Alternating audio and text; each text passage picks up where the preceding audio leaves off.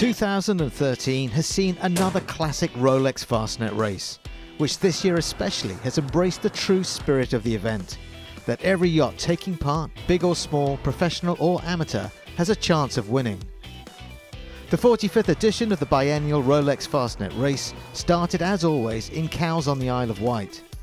336 yachts lined up at the start, the biggest fleet in the race's 88-year history. Such is the allure of this iconic 600-mile offshore race that it attracted entrants from 20 nations across the globe, from as far afield as Australia.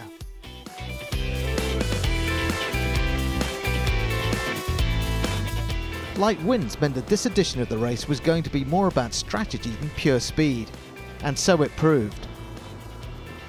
As the fleet beat up the Solent to the Needles, the bigger yachts, the Maxes and Mini-Maxes, picked their way through the spectacular bottleneck of smaller boats ahead.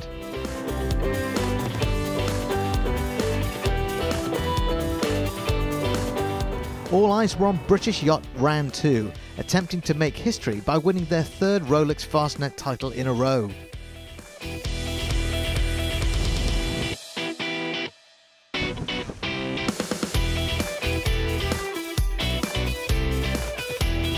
By the time the first monohulls made it to the Scilly Isles, the multi-hull speed machines had already reached the legendary Fastnet Rock off the southern tip of Ireland, marking the turn back to the finish line in Plymouth.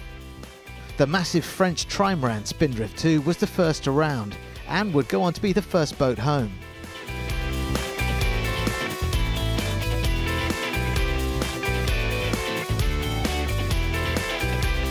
Further back, the 100-foot Azimuth Europa 2 led the charge for the big monohulls, all of whom passed the Fastnet Rock in the night, with dawn seeing the arrival of the pursuing pack. Heading for home, the front runners all struggled as they approached the finish, Azimuth Europa 2 securing line honours in near becalmed conditions.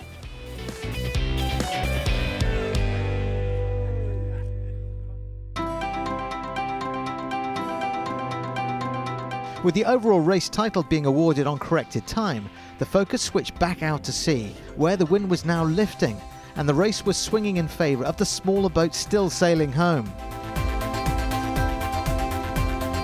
A fierce battle then ensued between a pack of boats expected to finish within a few hours of each other. All had a real chance for the title.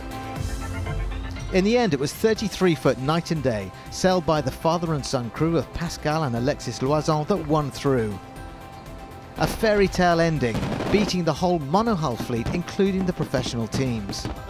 The remarkable achievement of the two men from Cherbourg was celebrated by all their peers as they became the worthy recipients of the Rolex Fastnet Challenge Cup, making history by becoming the first ever two-handed crew to win the Rolex Fastnet race.